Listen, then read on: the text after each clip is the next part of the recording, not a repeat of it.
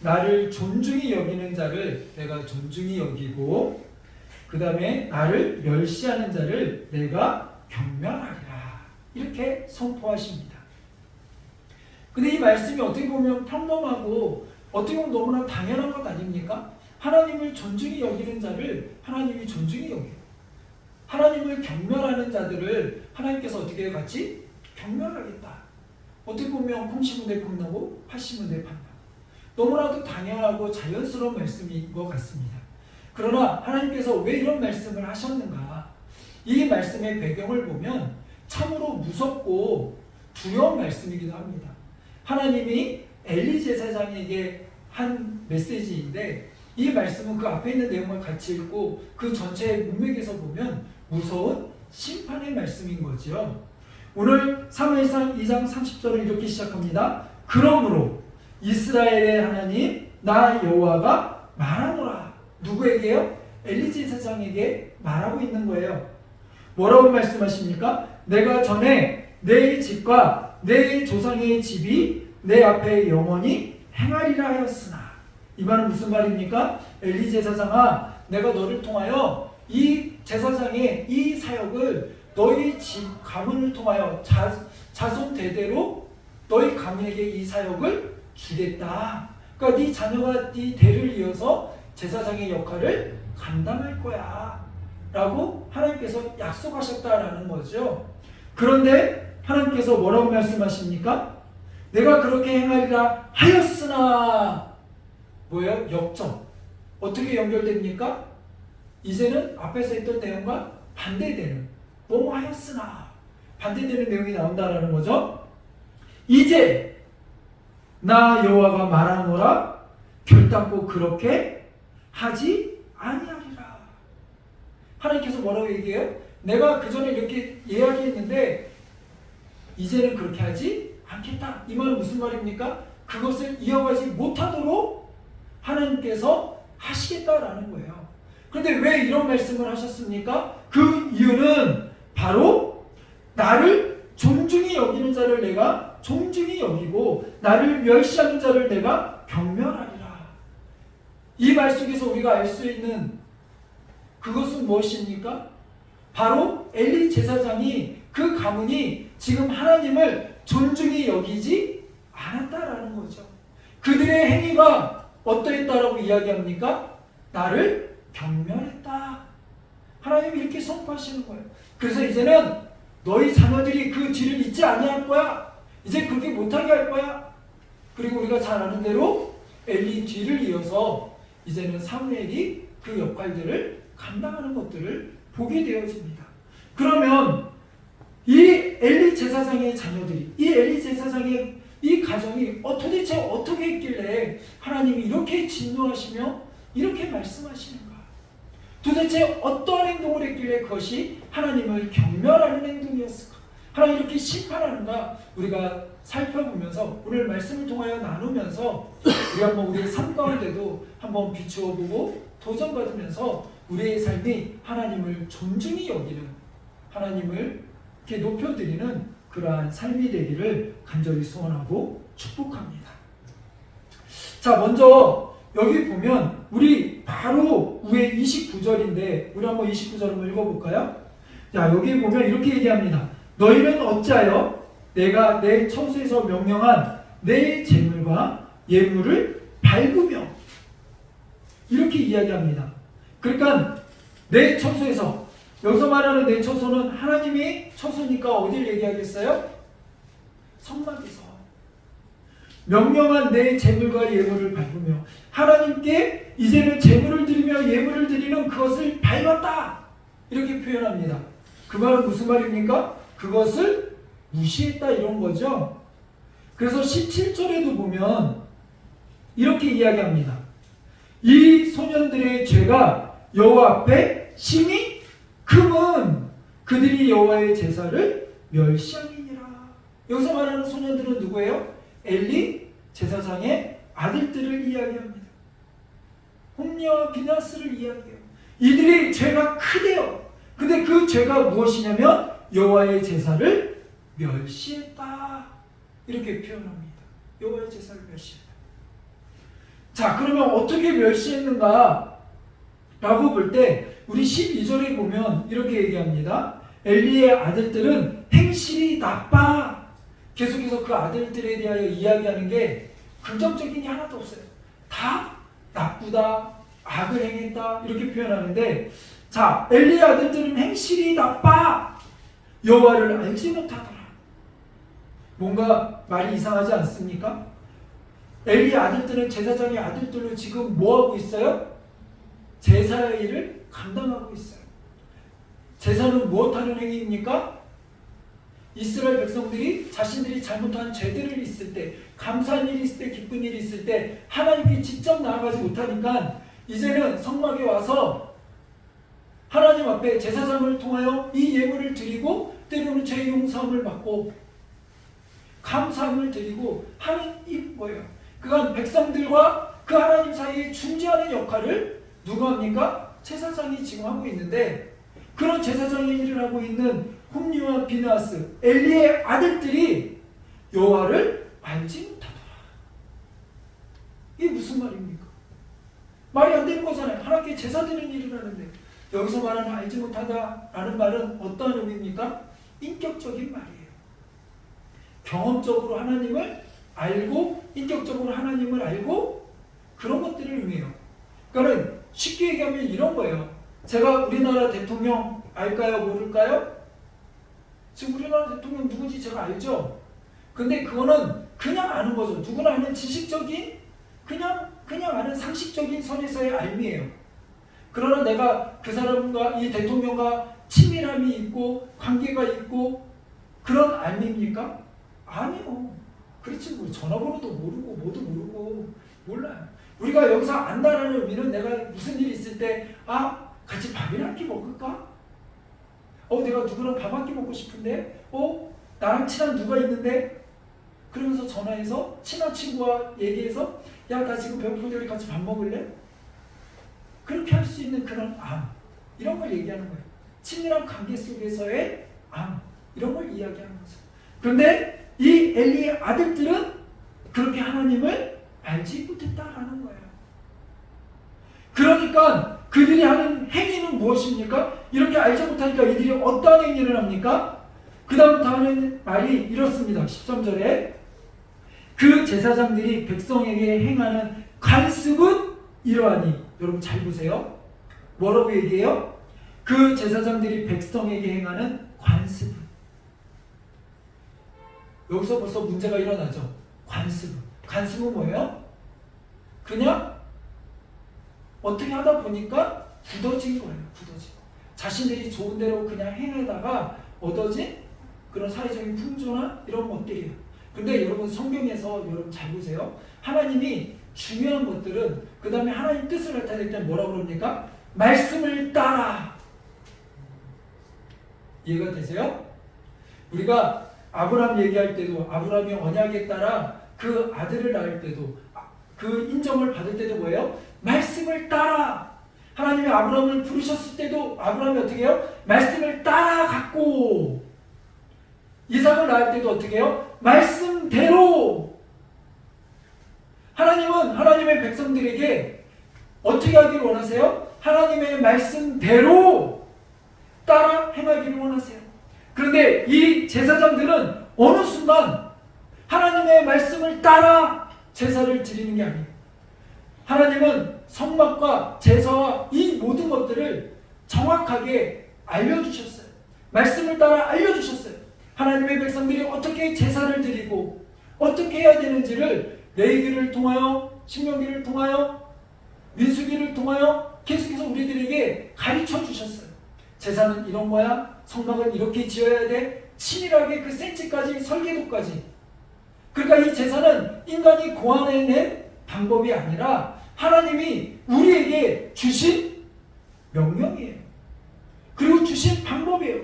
너희가 나에게 오려거든, 너희가 거룩한 백성이 되려거든, 이 제사를 통하여 너희의 죄를 해결받고, 너희가 감사하거나 기쁜 일이 있으면 너희 마음대로 하지 말고 이렇게 할 것이며, 너희가 재물이 없어? 그래서 드릴 예물이 없어? 가난해? 그러면 너희들은 이렇게 제물을 드릴 것이며 이렇게 제사를 드릴 것이며 이렇게 하나님 앞에 나올 것이며 하나님은 우리에게 섬세하게 다 말씀해 주셨어요. 왜 이렇게 말씀해 주십니까? 이 제사는, 이 성막은, 이 모든 것들은 무엇과 관련돼요?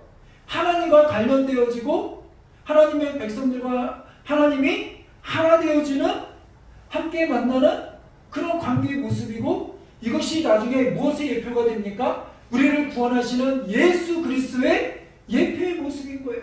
표징의 모습인 거예요. 그러니까 우리가 구원을 얻을 때도 우리 느낌대로, 우리 마음대로 관행에 따라 그렇게 구원받는 것 아니고, 하나님께서 우리에게 말씀하신 대로 예수님이 오셨고 그 말씀대로 실행하셨고 그것을 믿는 그 믿음으로 우리는 무엇해요? 구원받는 거예요. 관습에 따라 교회만 오고 간다라는 그런 나의 습관에 따라 구원받는 것 아니에요. 구원 어떻게 받아요? 하나님이 말씀하신 대로 그 믿음으로 얻는 거예요. 그런데 이단은 무엇입니까? 그 하나님 말씀하신 말씀대로가 아니라, 믿음대로가 아니라 거기다 자꾸 인간적인 생각을 덧붙여요. 인간적으로 자꾸 납득시키려고 그래요. 자기 생각을 집어넣어요. 그것은 복음이 아니에요. 그것은 복음이 아니에요. 그것은 하나님 기뻐하시는 뜻이 아니에요. 그것은 하나님을 아는 게 아니에요. 그렇지 않습니다. 근데 이 엘리의 아들들은 그렇게 했다라는 거예요. 하나님의 말씀을 따라 행해야 되는 이 제사들을 그렇게 행하지 않았다라는 거예요. 그리고 더 나아가 이제는 이렇게 이야기합니다. 어떤 사람이 제사를 드리고 그 고기를 삶을 때 제사장의 사환이 손에 3살 갈고리를 가지고 와서, 그러니까 이게 삼지창 같은 거죠. 이런 갈고리 가지고 와서 그것으로 냄비나 솥에서 큰 솥이나 가마에 찔러 넣어 갈고리에 걸려 나오는 것은 제사장이 자기 것으로 가지되, 실로에서 그곳에서 온 모든 이스라엘 사람들에게 이같이 할 뿐이 아니라, 그러니까 이들이 관행에 따라 어떻게 했대요? 냄비나 솥에, 큰 솥에, 가마에 그 갖고 온 재물들을 집어넣고 어떻게 해요? 갈고리로 찍어서 나오는 게 될 거래요. 근데 우리가 잘 보면 하나님께서 그 민수기 18장 8절에 보면 그 이후부터 뭐에 대한 이야기가 나오냐면, 각종 제사들은 이렇게 할 것이며 라고 하면서 그 다음에 뭐 어떤 얘기가 나냐면, 그 제물들 중에, 드려진 제물들 중에 제사장의 목은 이러하다라고도 얘기해 주셨어요. 제사장의 목을 하나님이 분명히 구별해서 얘기해 주셨다라는 거예요. 그러니까 제사장의 목은 이런 거야 라는 거죠. 근데 어떻게 변질됐습니까? 갈고리 갖고 와서 내가 좋은 거 끄집어내는 거야.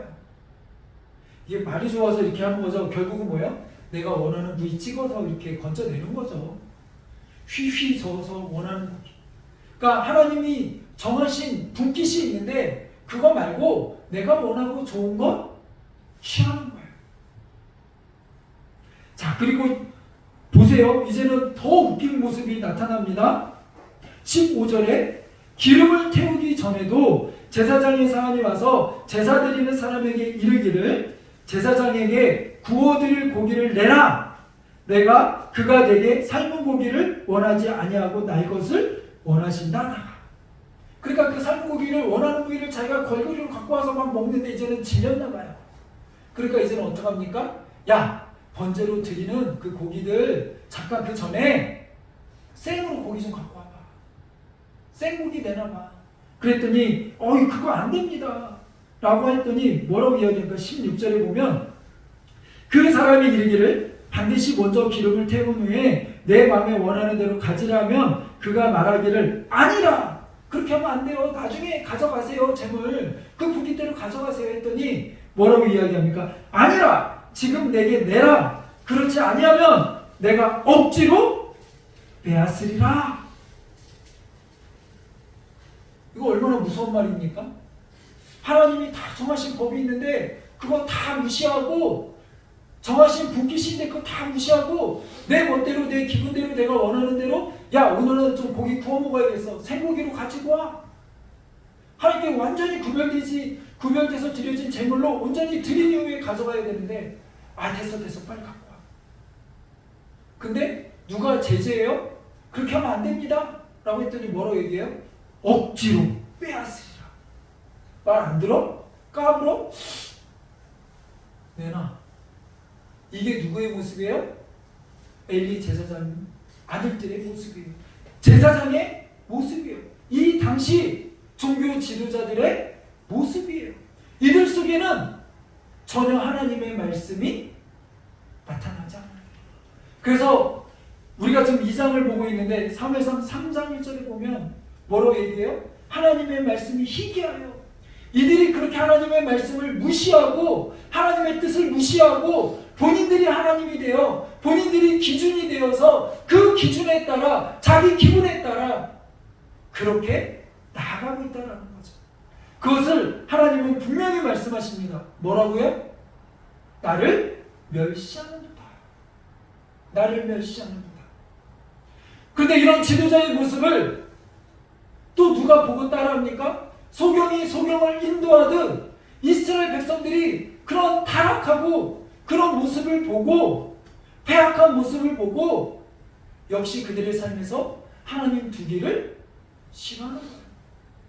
그래서 이 시대를 성경의 흐름 속에서는 사사기 시대라고 하거든요. 그 사사기 마지막에 이 시대를 뭐라고 평가합니까? 이들이 그 마음에 하나님 두기를 싫어하면서 어떻게 했대요? 자기 소견에 오른 대로 행하더라.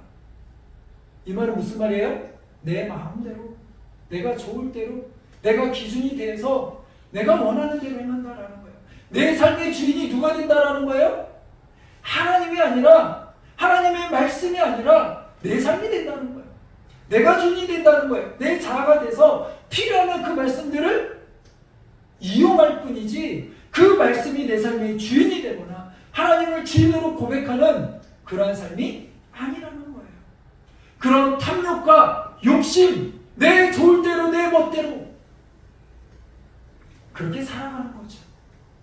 그러니까 때로는 그것이 내 비전인지 하나님 주신 꿈인지 내가 지금 생각하는 것이 하나님 주신 비전인지 생각하지 않고 그것이 어느새 내 탐욕과 내 욕심이 되어서 그것을 이용하여 내 부를 채우고 내 명예를 채우고 그런 것에 이용하는 거예요. 하나님이 우리의 왕이라면 우리는 우리의 삶의 모든 것을 하나님께 물어야 돼요. 그렇지 않습니까? 하나님 내 삶의 주인인데 하나님께 온전히 우리는 무릎 꿇어야 돼요. 그러면서 우리는 깨달아야 돼요. 내 삶의 주인이 내가 아니구나. 우리가 예배를 통하여 이 제사를 통하여 이들이 깨닫는 건 무엇입니까? 나는 죄를 지은 죄인이고 이렇게 살 수밖에 없는 연약한 죄인입니다. 하나님 구원을 베풀어 주세요. 긍휼을 베풀어 주세요 하며 하나님 앞에 엎드리는 거예요. 그리고 그 제물들이 온전히 하나님께 드려질 때 내 자신이 드려지는 그런 삶의 모습을 고백해야 되는 거예요. 그런데 그 제사가 내 멋대로 드려지고 이용되어지고 그 안에는 하나님의 뜻이 하나도 없어요. 그러니까 하나님 뭐라고 그래요? 이 성전문 좀 누가 닫아줬으면 좋겠다. 내 삶 속에도 혹시 내가 하나님을 나의 왕으로 인정하고 고백하고 우리는 절해야 되는데 하나님 앞에 무릎 꿇어야 되는데 어느새 내가 하나님 앞에 무릎 꿇기보다는 당당하게 고개 쳐들고 하나님 내가 이거 이렇게 기도했는데 하나님 내가 이거 이렇게 해서 달라고 했는데 하나님 내가 이렇게 응답해 달라고 했는데 왜 응답 안 하세요 하나님? 응답하셔야죠 하나님. 하나님 뭐하고 계세요? 우리는 오히려 하나님께 적반하장한 식으로 따지고 있지는 않습니까? 우리는 다시 한번 하나님과 우리의 관계를 되돌아볼 필요가 있어요. 되돌아볼 필요가 있어요. 하나님은 우리의 주인 되세요. 우리의 왕이세요. 우리는 하나님의 명령을 들어야 해요. 근데 우리는 반대로 오히려 하나님께 어떻게 합니까? 하나님 이리 와보세요. 나한테 이번에 좋은 대박 아이디어가 있습니다.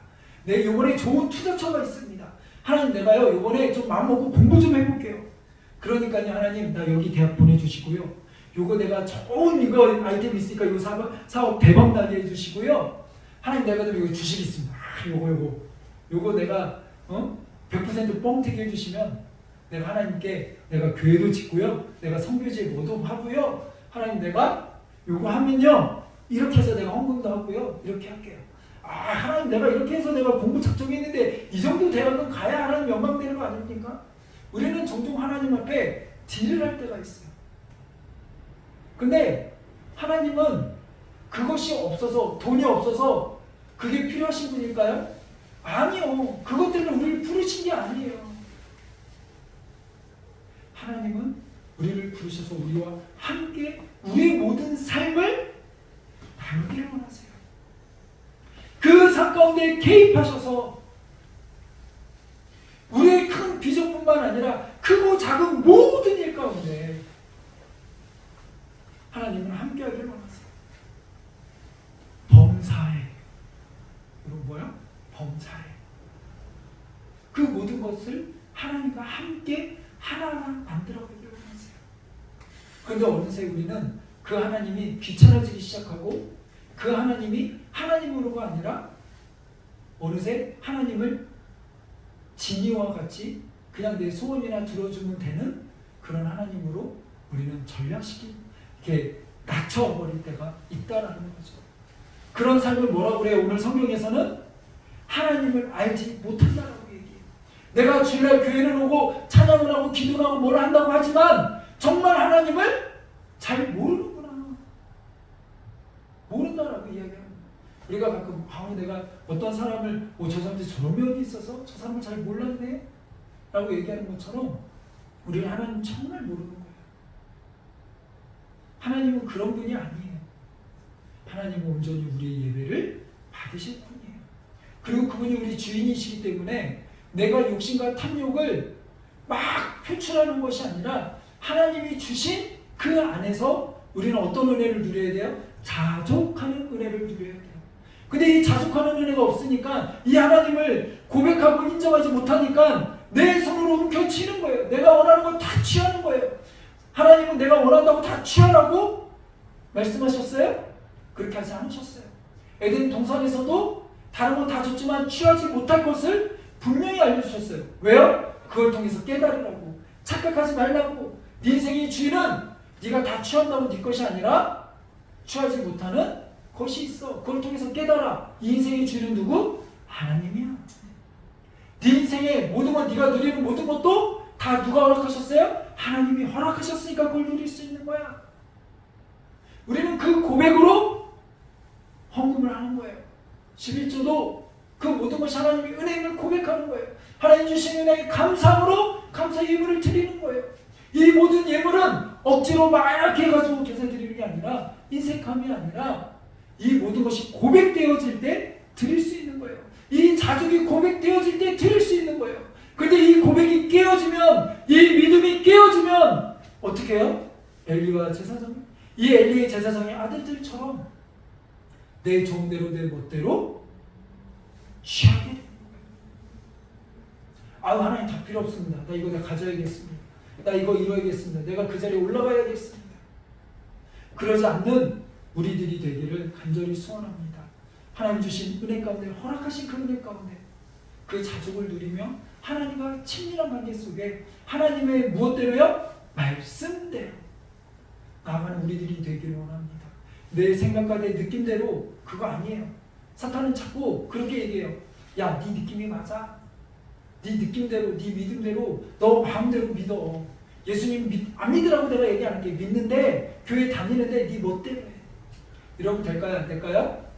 안 돼요. 그럼 교회의 질서가 깨어져요. 그러니까 우리 가끔 교회에서 막 뭐 하다 보면 교회 시험 들어요 이러는데, 시험 들 게 아니라 정말 그것이 말씀대로인가, 아니면 내 관습과 그냥 그동안 내려오던 그러한 관행 때문에 내가 그런 건지, 내 잘못된 감정과 습관 때문에 그런 건지 우리는 다시 한번 되돌아봐야 돼요. 그럴 때 기준이 뭐가 돼야 된다고요? 말씀. 이 장로님이 얘기했으니까, 목사님이 얘기했으니까, 안수 집사가 얘기했는데, 난 서리 집사인데, 그런 거 아니고, 그런 계급적인 거 아니고, 누가 얘기했던 말씀으로 돌아가야 돼요. 말씀. 그런 은혜가 있기를 간절히 소원합니다. 두 번째로 우리가 생각해 볼 것이 있어요. 두 번째로 이들은 왜 이렇게 하나님을 어떤 모습으로 멸시했습니까? 우리가 같이 말씀을 보면 22절입니다. 22절에 보면 이렇게 얘기합니다. 엘리가 매우 늙었더니 그의 아들들이 온 이스라엘에게 행한 모든 일과 회막문에서 수종돈의 여인들과 동침하였음을 듣고, 그러니까 엘리 아들들이 이제는 더 나아가 넘지 말아야 될 선도 넘고, 하긴 이미 넘지 말아야 될 선은 이미 넘었고, 근데 그 쾌락과 욕심과 탐욕이 이제는 성적인 모습으로도 그것들이 다 반영되어지고 표현되어지는 거죠. 이제는 거침이 없어요. 근데 이런 모습을 행하였다라는 거죠. 이런 악행과 이런 범죄. 근데 이것은 한순간이에요, 한순간. 그리고 이것이 반복되어진다라는 것은 어떤 것일까요? 이제는 무뎌졌다라는 거죠. 오늘도 우리의 삶 가운데 그런 무뎌지는 그런 모습이 있지 않기를 원합니다. 처음이 어렵지 두 번, 세 번 하나님 앞에 한 번 범죄하면 그것이 두 번, 세 번은 더 쉬워져요. 그렇기 때문에 그렇게 되지 않도록, 범죄하지 않도록 우리가 깨어 있어야 되고, 그러나 이것에 실수했다라면 철저하게 회개하고 철저하게 이것들을 붙들고 우리 안에 그런 씨름함이 없으면 우리는 순식간에 나도 모르게 이것을 두 번, 세 번 행하게 되고, 이것이 뭐가 됩니까? 두 번, 세 번, 네 번이 반복되면 습관이 돼요. 죄에 대한 습관을 우리는 갖게 된다는 거예요. 악한 습관을 갖게 돼요. 그럼 우리의 삶은 당연히 어떠한 삶이 될까요? 습관은 반복되잖아요. 그럼 우리의 삶은 죄악된 삶이 되는 거예요. 이 엘리 제사장들과 같은 이 아들들과 같은 이러한 삶이 되는 거예요. 이런 삶이 되면 될까요? 안 될까요? 안 되죠. 오늘 우리가 우리의 삶 가운데 혹시 반복적으로 지속적으로 하나님 보시기에 기뻐하지 않는 모습이 있나요? 그럼 우리는 그것을 놓고 씨름하며 그 문제를 놓고 하나님 앞에 나아가야 돼요. 그러나 이때 이것 때문에 좌절하고 에이 안 돼 포기하지 마시고 계속해서 반복되는 죄악 때문에 쓰러질 때 우리는 어떻게 해야 돼요? 7번 넘어지면 8번 일어나서 또 그거 붙잡고 회개하면 돼요. 8번 넘어지면 우리는 하나님 앞에 계속해서 우리의 잘못된 모든 것들을 내어놓고 깨어 회개하며 하나님께 나아가는 그런 삶의 모습이 있어야 될 줄로 믿습니다. 하나님은 이들에게 기회를 주는 거예요. 이 엘리에게 듣고 그것을 다시 한번 그 아들들을 이야기해서 회개할 수 있는 기회를 주신 거예요. 그런데 이들은 어떻게 했습니까? 그들에게 이르되 너희가 어찌하여 이런 일을 하느냐. 이거는 지금 엘리가 그 아들들에게 이야기하는 거예요. 이 아들들아 너희가 어찌하여 홈리야 비나스야 너희 어찌하여 이런 일을 행하였느냐. 내가 너희의 악행을 이 모든 백성에게 듣노라. 얼마나 수치스럽습니까? 근데 이 모든 것을 들었대요. 그러면서 이야기합니다. 내 아들들아 그러지 말라. 내게 들리는 소문이 좋지 아니하니라. 너희가 여호와 백성으로 범죄하게 하는도다. 너희뿐만 아니라 너희가 이스라엘의 백성, 여호와의 백성, 하나님의 백성, 이스라엘 백성으로 범죄하게 하는도다. 소경을 인도하면서 너희들 때문에 너희뿐만 아니라 너희가 그렇게 하니까 이 백성들조차도 이렇게 해도 되잖아. 이렇게 생각한다는 거예요. 근데 이들이 어떻게 해요? 그렇게 행하지 않았다라는 거예요. 그 삶이 고쳐지지 않았다는 거죠. 않았다라는 거예요. 그러니까 우리가 이 모습들을 보면서 우리는 하나님이 우리에게 우리의 잘못된 것들, 우리의 탐욕과 우리의 욕망과 우리의 모든 것들을 하나님께 온전히 내어놓고 말씀에 기준하여 회개하며 하나님께 돌아올 수 있는 그런 우리들의 삶이 되어야 될 줄로 믿습니다. 그래서 우리의 삶이 거룩해야 돼요. 거룩해. 그 거룩함을 놓고 씨름하는 또한 우리들이 되기를 원합니다. 하나님은 은밀한 가운데서도 보시는 하나님이세요. 은밀한 가운데. 그 은밀한 가운데 보시는 하나님 앞에 우리의 모든 것을 내어놓는 우리들이 되기를 간절히 소원합니다. 자, 그러면서 우리 마지막 세 번째로 볼 것이 있습니다. 그것은 무엇이냐면 29절에 이렇게 이야기합니다. 너희는 어찌하여 내가 내 첫 에서 명령한 내 재물과 예물을 밟으며 내 아들들을 나보다 더 중히 여겨. 하나님이 엘리에게 뭐라고 이야기합니까? 29절에 내 아들들을 나보다 더 중히 여겨. 그러니까 하나님이 지금 엘리에게 얘기한 거예요. 엘리가 아까 우리 위에서 말씀에서 봤듯이 이 아들들의 잘못된 행위를 알고 있어요? 모르고 있어요? 알고 있어요. 그 말씀을 그 백성들에게 소문을 통하여서 전해 들었어요. 그리고 아들들에게 이야기도 했어요. 그러니까 이 잘못된 걸 확인했죠? 잘못된 것을 알아요? 몰라요? 알아요. 아들들이 잘못하는 것뿐만, 그 아들들뿐만 아니라 그 아들들이 이스라엘 백성들까지도 현혹하여서 잘못된 길로 인도하는 것을 지금 엘리 제사장이 알아요? 몰라요? 알아요. 그러면 엘리 제사장은 하나는 제사장으로서, 그죠? 그 아들, 인간적으로 아들들이지만 지금 무엇이에요? 제사장으로서 본인의 역할을 보조하여 아들들이 제사장 역할을 감당하고 있잖아요. 그러면 제사장으로서 그 아들들을 징계해야 돼요. 훈육해야 돼요. 교육해야 돼요. 근데 우리가 오늘날에도 그렇지만 징계를 하면 기분 나쁘다고 다들 가버려요. 기분 나쁘다고 도망가버려요. 교회가 여기만 있나? 징계하면 관계가 껄끄러져요. 근데 여러분 성경에서 뭐라고 얘기합니까? 징계가 없으면 사생자예요.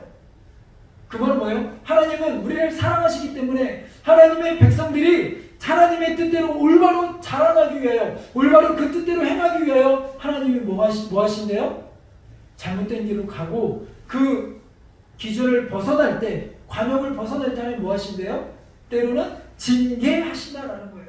징계는 나쁜 게 아니라 사랑의 또 다른 표현인 거예요. 그러니까 하나님 우리를 징계하실 때 우리는 그 소리를 듣고 돌이켜야 돼요. 이 엘리는 해야 될 게 무엇입니까? 징계해야 돼요. 오늘날 교회가 교회답기 위하여 회복되어야 될 것이 무엇입니까? 징계가 회복되어야 돼요. 징계가 있는 교회가 되어야 돼요. 그러나 이걸 뭐 감정을 통해 산다든지 이러면 안 되고 하나님의 말씀대로 원리대로 해야 돼요. 근데 엘리는 그것을 하지 않았다라는 거죠. 이제는 늙어서 힘이 없고 하니까 무서워하지도 않고 징계를 해도 듣지도 않고 하나님도 안 무서워하는데 뭐 그 엘리 제사장은 무서워하겠어요? 그러나 엘리는 그 책임을 가지고 아직까지는 그 책임이 누구에게 있어요? 엘리 제사장에게 있잖아요. 제사장으로서의 그 책임을 다하지 못한 거예요. 그들을 깨우치고 그들에게 뭐라 하며 어떻게든 그 삶을 돌이킬 수 있도록 했어야 돼요. 또 하나 다른 관점에서는 인간적으로 뭐예요? 아들들이잖아요. 사랑하는 아들이잖아요. 아들이 그렇게 잘못된 길로 갈 때 아버지인 그 엘리가 해야 될 일은 무엇입니까? 바른 길을 가르쳐주고 바른 길로 갈 수 있도록 옳은 길로 그 삶을 옮길 수 있도록 가르쳐야 되는 거죠. 근데 오늘 말씀에 보면 뭐라고 그래요? 하나님께서 나보다 네 아들을 더 사랑했다. 이 말은 뭐야? 그들을 매섭게 가르쳐야 되는데 그 마음이 안타까워서 그 마음이 있잖아요. 그냥 그렇게 하면 안 돼. 이러고 그냥 넘어간 거죠. 그러니까 자녀를 향한 지나친 과도한 사랑도 하나님 앞에는 꼭 좋은 것만은 아니라는 거죠. 때로는 적절히 어려움도 겪고 때로는 잘못된 부분은 적절히 그거에 대한 징계도 받고 그럴 때 우리의 삶이 우리 자녀들의 삶이 더욱더 하나님께 바르게 갈 수 있는 거죠. 그러나 때로는 우리가 자녀가 우리의 우상이 되는 경우가 너무 많아요. 하나님보다 더 사랑하고 의지하고 바라보는 것. 오늘 이것이 하나님이 엘리 제사장에게 지적하는 포인트예요. 너희가 잘못했다는 거예요. 잘못은 아들들이 했는데 하나님 뭐라고 얘기해요? 너희가 다 잘못했다라는 거예요. 그리고 그 잘못 중에 무엇을 지적해요? 나보다 네 아들을 더 사랑하는구나. 어느새 너의 마음에 네가 제사장으로의 역할을 감당할 수 없을 정도로 네 아들들이 더 마음에 와 있구나, 이 얘기인 거예요. 어떻게 보면 이 말씀은 저는 개인적으로 더 저에게 더 와닿기도 합니다. 더 도전이 되기도 합니다. 목사가, 특히 목사로서 자녀들을 바라보면 여러 가지로 부족한 많은 부분들을 못해줘서 짠할 때가 많아요. 안쓰러울 때가 많아요. 그러다 보니까 어느새 목사들 마음속에는, 우리 목사님들 마음속에는 자녀들의 마음이 참 애틋합니다. 어느 누구나 대부분 목회자들이 그럴 거예요. 그러다 보니 어느새 하나님보다 자녀들이 더 그 마음에 들어와 있을 때가 많다라는 거죠. 여러분은 어떻습니까? 세상은 이야기합니다. 자녀들이 성공하기 위해서, 잘 되기 위해서는 할아버지의 뭐가 있어야 돼요? 재력이 있어야 되고, 부모의 엄마의 정보력이 있어야 되고, 아빠의 무관심이 있어야 성공한다고 그래요. 근데 그거 다 뻥입니다. 그 사단의 속임수입니다. 그런 거에 속지 마세요. 그래가지고 자녀가 잘 되지 않아요. 정말 우리 자녀가 잘 되길 원하십니까? 정말 우리 자녀가 성공하길 원하십니까? 우리 자녀들에게 말씀이 심겨져야 돼요. 하나님을 경험할 수 있는 은혜가 있어야 돼요.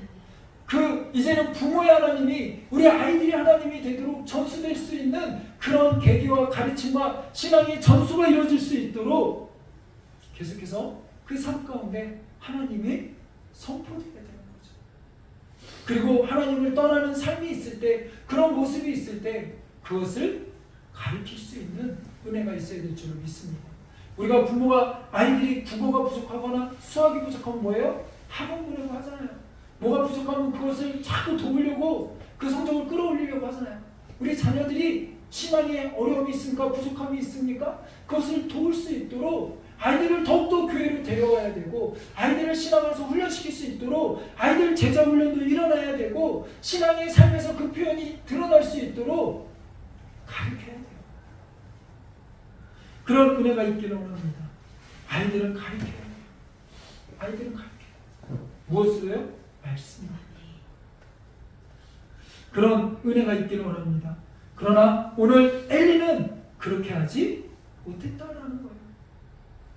그런 엘리의 삶의 모습, 그런 제사장의 모습, 이 당시의 모습들, 이 현상들이 어떠했다라고 이야기합니까? 하나님은 나를 경멸했다, 이렇게 얘기해요. 그러다 보니 하나님이 이제는 뭐라고 이야기합니까? 이 30절 이후에는, 이 30절 이전에는 이들의 잘못, 너희들이 이렇게 나를 경멸하고 나를 무시했다, 그 죄의 목록을 쭉 나열하십니다. 마치 검사가 이 사람은 이런 죄를 지었습니다 쭉 나열합니다.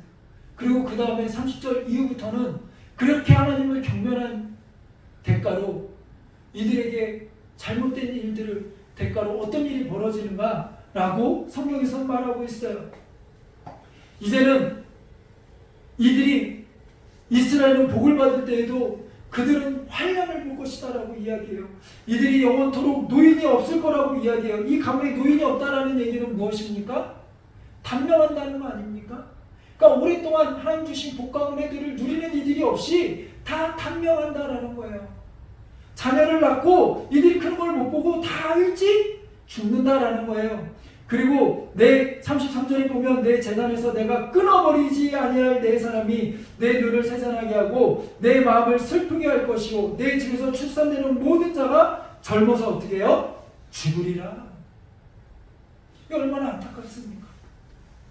또한 두 아들 홈리와 비느하스가 한 달에 죽으리라. 그 둘이 당할 그 일이 내게 뭐가 된대요? 표징이 된대요. 정말 이스라엘이 전쟁을 나가는데 이들이 그 전쟁에서 한 날 한시에 죽게 되었습니다. 너무나 안타깝지 않습니까? 이것을 표징으로 보여주셨대요. 그럼 이 말은 무슨 말입니까? 이 속에도 하나님의 징계에, 그 속에 담겨진 사랑의 마음이 있는 거예요. 표징이라는 건 뭐예요? 보여주는 거 아니에요? 내가 얘기했던 이것이 맞다라고, 이게 사인이 맞다라는 징표인 거예요. 왜 이 징표를 보여줍니까? 이거 보고 느끼고 깨닫고 알라고. 하나님 왜 이와 같은 일을 보여주십니까? 이와 같은 진노의 그 내용을 쭉 이야기하시면서 그 나를 경멸했던 홈리와 비나스 그 두 아들이 한날 한시에 죽으리라. 이게 표징이라. 그 일이 벌어지면 너희가 지금 못 깨닫고 말해도 못 알아듣지만 이런 일이 벌어지면 깨달아. 표징으로 보여주는 거니까 깨닫고 돌아와. 이런 하나님 아버지 마음인 거죠. 근데 못 깨닫는 거예요. 진짜로 이들이 죽었어요. 전쟁에 나가서 두 아들들이 죽었음에도 불구하고 깨닫지 못하는 거예요. 하나님은 그렇게 그 마음을 담아 표징까지 보여주셨는데 오늘 우리 안에 표징은 무엇입니까? 하나님은 우리에게도 표징을 주셨어요. 그 표징은 무엇입니까? 기록된 말씀이에요. 그래서 우리가 말씀을 읽고 말씀으로 돌아가야 돼요. 우리가 말씀대로 행하기 위해서는 말씀으로 돌아가야 돼요. 관습이나 관행이 아니라 그 뜻대로 행하기 위해서는 어떻게 해요? 말씀으로 돌아가야 돼요. 관행은 나에게 편할 수 있고 나에게 유익이 있을 수 있어요. 그러나 그것이 하나님이 기뻐하시는 것은 아닐 수 있어요. 하나님 기뻐하는 건 말씀이 있어요. 기록된 말씀. 그래서 그 기록된 말씀 우리는 읽어야 해요. 하나님은 그러면서 또 하나의 이스라엘 백성들이 이제는 소경을 인도하는 이스라엘 백성들이 그로 인하여 함께 범죄하는 모습이 안타까워 이제는 어떻게 하십니까? 하나의 대안을 내십니다. 그 대안이 무엇입니까? 2장 35절에 보면 이렇게 말씀하십니다. 내가 나를 위하여 충실한 제사장을 일으키니. 제사장은 누구에게 충실해야 돼요? 하나님께 충실해야 돼요. 하나님을 위한 삶을 살아야 돼요. 그를 일으키겠다라는 거예요. 그리고 그 사람은 내 마음을 내 뜻대로 행할 것이라. 내가 그를 위하여 견고한 집을 세우리니 그가 나의 기름 부음을 받은 자 앞에서 영구히 행하리라. 아멘. 이 사람이 누굽니까? 우리는 잘 알고 있죠. 사무엘. 이 당시에 하나님 말씀이 이제 하나님이 이들 가운데 입을 닫으셨었어요. 그런데 하나님 다시 이스라엘 백성들을 향하여 이제는 사무엘을 세우시고 사무엘을 통하여 말씀하기 시작하세요. 그것을 위하여 이제는 우리가 읽었던 말씀들 속속 그 사이사이에 어떻게 합니까? 사무엘이 등장하는데 사무엘에 대하여 뭐라고 이야기하냐면 여호와 앞에 섬겼더라. 2장 18절에 사무엘에 대하여 여호와 앞에 섬겼더라. 여호와 앞에 자랐더라. 하나님과 사람에게 사랑받았더라. 이렇게 이야기합니다. 근데 이 모습을 보면 우리가 생각나는 또 하나의 모습이 있죠. 누굽니까? 예수 그리스도. 예수님의 어린 시절. 예수님은 그 키와 지혜가 사람에 따라 하나님께 사랑받았더라. 오늘 이 예배를 통하여 하나님은 진정한 제사장이신 예수 그리스도의 예표로 사무엘을 세우시는 거예요. 우리 인간된 모습과 인간된 방법이 아니라 오직 하나님의 뜻대로 나에게 충성하며 하나님이 명령하시는 그 말씀에 따라 이제는 십자가의 길, 골고다의 길, 그 길이라 할지라도 사망의 음침한 그 사망의 길이라 할지라도 그 말씀에 순종하여 그 길을 갈 수 있는 그 가장 낮은 자리라도 갈 수 있는 그 십자가를 짊어질 수 있는 그 사명을 감당할 수 있는 하나님의 백성을 부르시는 거예요. 그 일을 위하여 예수님이 이 땅에 오셨고 그 십자가의 사건으로 우리를 구원하셨어요. 그리고 이제는 그 구원함을 받은 우리를 베드로전서에서 뭐라고 얘기합니까? 거룩한 제사장이라고 이야기해요. 이제는 우리가 그 거룩한 제사장으로, 여러분 이해가 되세요?